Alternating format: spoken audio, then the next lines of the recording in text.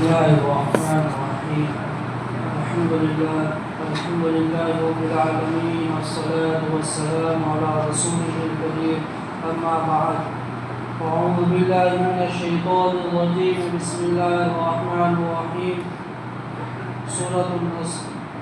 بسم الله الرحمن الرحيم. إذا جاء نصر الله والفتح ورأيت الناس يدخلون في دين الله أفواجا فسبح بحمد ربك واستغفر إنه كان توابا.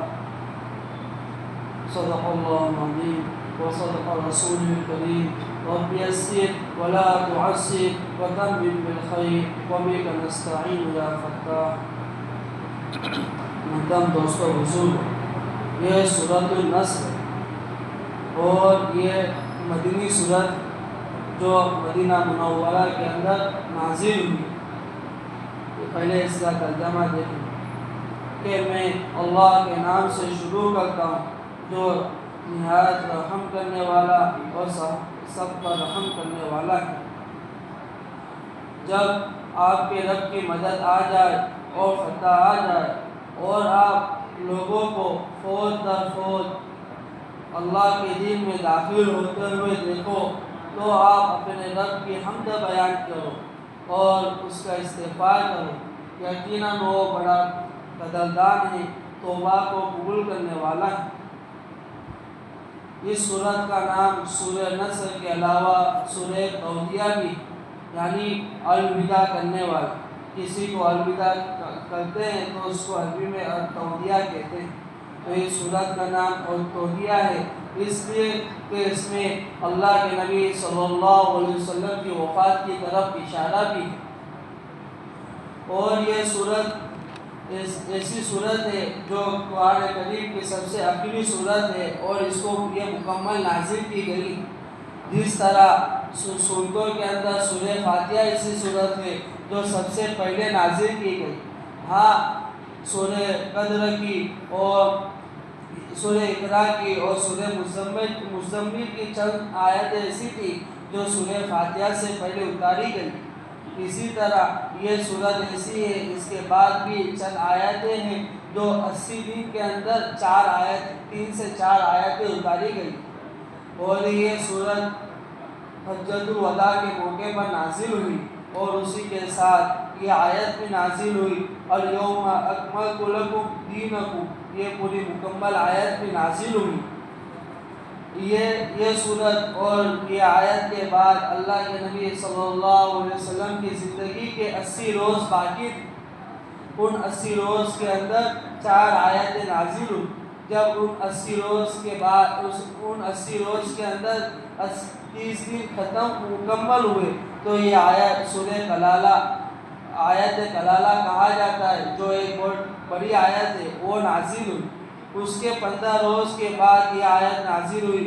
لقد جاءکم رسول من انفسکم عزیز علیہ ما عنتم، یہ مکمل آیت نازل ہوئی. اور اس کے بعد 7 روز یا 10 روز باقی تھے. اس موقع پر اتقوا یوما ترجعون فیہ الی اللہ، یہ مکمل آیت نازل ہوئی. ہاں، اس کے بعد یہ جو سورت ہے سورہ نصر، اس کا شان نزول اس طرح ہوا کہ یہ اللہ کے نبی صلی اللہ علیہ وسلم کی وفات کی طرف اشارہ ہے جو اس کے نام سے بھی پتہ چلتا ہے. جب یہ سورت نازل ہو رہی تھی، اللہ کے نبی صلی اللہ علیہ وسلم نے صحابہ کرام رضی اللہ تعالیٰ عنہ اجمعین کے سامنے یہ سورت تلاوت فرمائی تو ان میں حضرت ابوبکر، حضرت عمر اور حضرت سعد بن ابی وقاص رضی اللہ تعالیٰ عنہ اجمعین بھی تھے اور حضرت عباس رضی اللہ تعالیٰ عنہ بھی. تو یہ چند صحابہ اس سورت کو سنتے ہوئے خوش ہونے لگے کہ اب فوج در فوج لوگ اسلام کے اندر داخل ہوں گے. لیکن حضرت عباس رضی اللہ تعالیٰ عنہ کے بارے میں آتا ہے کہ وہ رونے لگے. تو اللہ کے نبی صلی اللہ علیہ وسلم نے ان سے وجہ ریزن پوچھا تو اللہ کے نبی صلی اللہ علیہ وسلم نے تو حضرت عباس رضی اللہ تعالیٰ عنہ نے بتایا کہ اس سورت کے اندر آپ کی وفات کی طرف اشارہ ہے. تو اللہ کے نبی صلی اللہ علیہ وسلم نے اس کی تصدیق بھی کی کہ ہاں آپ نے صحیح کہا کہ میری وفات کی طرف اشارہ ہے۔ تو حضرت عمر رضی اللہ تعالیٰ عنہ نے جب یہ بات سنی تو خوش ہوئے اور کہا کہ میرے دل کے اندر بھی یہ بات آئی تھی لیکن میں اس بات خاموش تھا۔ اسی ایک موقع جب اذان جب شروع ہوئی تو اذان کے کلمات یہ صحابی رضی اللہ تعالیٰ عنہ کے فرشتوں نے خواب میں، اللہ تعالیٰ نے خواب میں فرشتوں کے ذریعے سے بتائے تھے، وہ حضرت عمر رضی اللہ تعالیٰ عنہ کو بھی بتائے تھے، لیکن وہ صحابی ایک فکر تھی، ایک لگن تھی کہ بھئی لوگوں کے اندر دین کیسے پہنچے، اذان کیسے، لوگ مسجد میں کس طرح آ جائے، وہ فکر کے ساتھ سوئے ہوئے تھے۔ تو ان کے اندر وہ کلمات بتلائے گئے تو وہ اللہ کے نبی صلی اللہ علیہ وسلم کے پاس جلدی آئے۔ جب اللہ کے نبی صلی اللہ علیہ وسلم نے اذان کے کلمات سنے تو کہا کہ بلال کی پہاڑی آواز ہے، بلال کو کہو کہ وہ اذان دے۔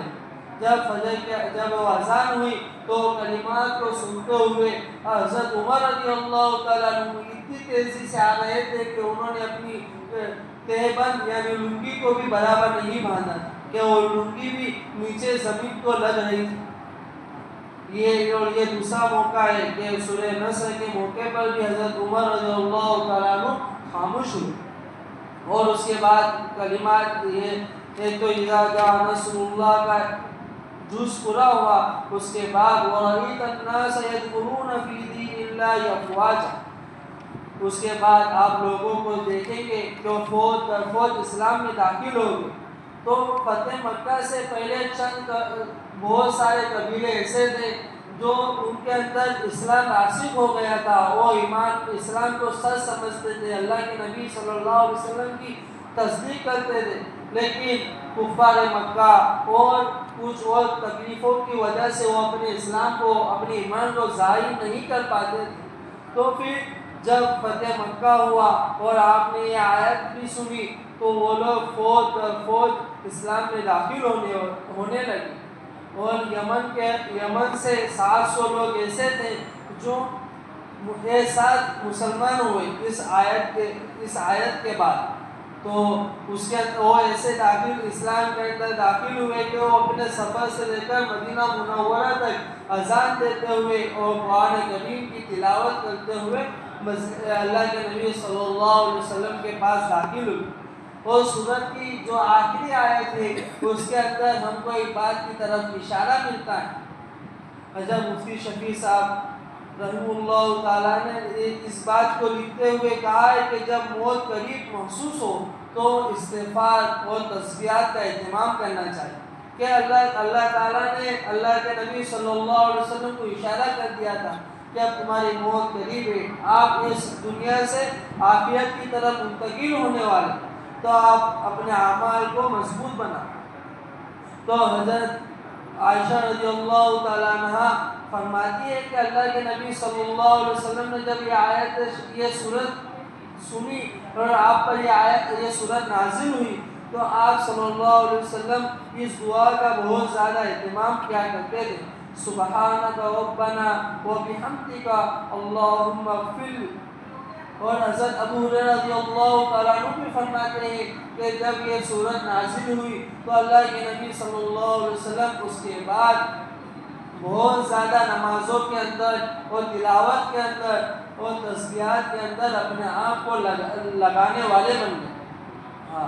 اللہ کے نبی صلی اللہ علیہ وسلم تو ہر وقت ہر لمحہ ذکر و اذکار کے اندر مشغول رہتے تھے، اور اللہ کے نبی صلی اللہ علیہ وسلم تو بخشائے تھے، اس کے باوجود بھی امت کی تعلیم کے لیے کہ امت کو کس طرح استغفار کی تعلیم ہو جائے اس کے لیے روزانہ 70 سے 80 مرتبہ استغفار کیا کرتے تھے۔ تو ہم کو اس بات سے یہ بات اس آیت سے یہ بات پتہ چلتی ہے کہ ہم جو بھی عمل کریں اس کے آخر میں ہمیں استغفار کرنا چاہیے۔ ہم نماز کے اندر غور و فکر کریں کہ جب ہم نماز مکمل کرتے ہیں تو اتحیات درود شریف کے بعد کیا پڑھتے ہیں؟ دعائے معصورہ پڑھتے ہیں، اور دعائے معصورہ کے اندر اس کی بات کی طرف اشارہ ہے کہ تم زیادہ سے زیادہ استغفار کریں کہ ہم گنہگار ہیں، کہ اللہ تعالیٰ تو ہمارے گناہوں کو معاف کر دے اور تو ہمارے اوپر رحمت عطا فرما۔ ایسی چند دعائیں جو مقبول ہے وہ اس کے اندر ہے، تو ہم کو زیادہ سے زیادہ ہر عمل کے بعد استغفار کرنا چاہیے۔ ہم دعوت و تبلیغ کے بعد جب گشت کا عمل ہوتا ہے تو اس کے بعد جب ہم صاحب گشت کی جوڑی کو واپس لاتے ہیں تو اس موقع پر بھی کہتے ہیں کہ بھائی تم استغفار کرو، ندامت کر لو کہ بہت اونچا کام تھا کہ ہم کو جس طرح کرنا تھا اس طرح نہیں کرنا۔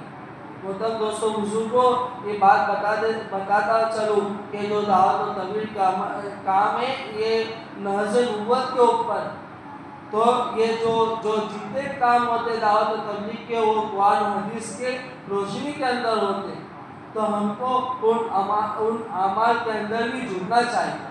ہم جتنا جڑیں گے تو ہماری نسلوں کے اندر بھی ایمان و یقین کی فضا ہوگی، ہماری نسلوں کے اندر بھی پردے کا اہتمام ہوگا، اور بہت ساری چیزیں ہماری نسلوں